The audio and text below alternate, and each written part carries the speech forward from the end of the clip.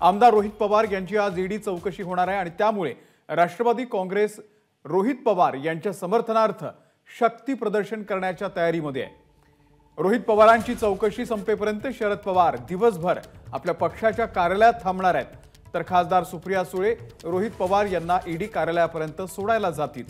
दरम्यान चौकशीमध्ये पूर्ण सहकार्य करणार असल्याची प्रतिक्रिया रोहित पवार यांनी दिलेली आहे। शिवाय कार्यकर्त्यांना शांत राहण्याचा सल्लाही त्यांनी दिलेला आहे।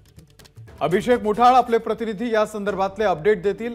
अभिषेक, किती वाजता ही सुनावणी सुरू होणार आहे? किती वाजता रोहित पवार ईडी कार्यालयामध्ये पोहोचणार आहेत? अमोल, बारामती अॅग्रो कथित गैरव्यवहार घोटाळा प्रकरणी रोहित पवार यांची चौकशी जी आहे ती ईडी कार्यालयामध्ये आपल्याला होताना पाहायला मिळेल। सकाळी 11 वाजता हे रोहित पवार ईडी कार्यालयात दाखल होतील, मात्र त्यापूर्वी मोठ्या प्रमाणात राष्ट्रवादी काँग्रेसकडनं शक्ती प्रदर्शन आपल्याला होताना पाहायला मिळेल।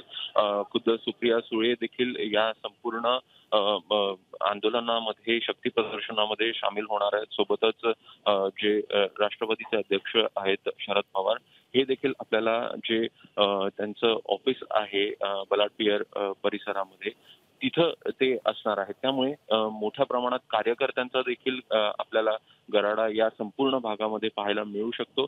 एकूणच मोठ्या प्रमाणात ईडीच्या धाडी ज्या आहेत त्या रोहित पवार यांच्या कार्यालयावर पडलेल्या होत्या। त्यांची जी कंपनी आहे त्यांच्या संदर्भात कुठेतरी गैरव्यवहार झाला आहे अशा प्रकारचा युक्तिवाद जो आहे तो ईडीकडनं करण्यात आला आणि त्याच प्रकरणी ही चौकशी जी आहे ते आपल्याला होताना पाहायला मिळत आहे। मात्र त्यापूर्वी एकूणच मोठ्या प्रमाणात जी शक्ती प्रदर्शन आपल्याला ट्रायडंट ते जे ईडीचं कार्यालय आहे बलाटपियर परिसरामध्ये तिथपर्यंत होताना पाहायला मिळेल। निश्चितच धन्यवाद अभिषेक दिलेल्या या संपूर्ण माहितीबद्दल। एबीपी माझा, उघडा डोळे बघा नीट।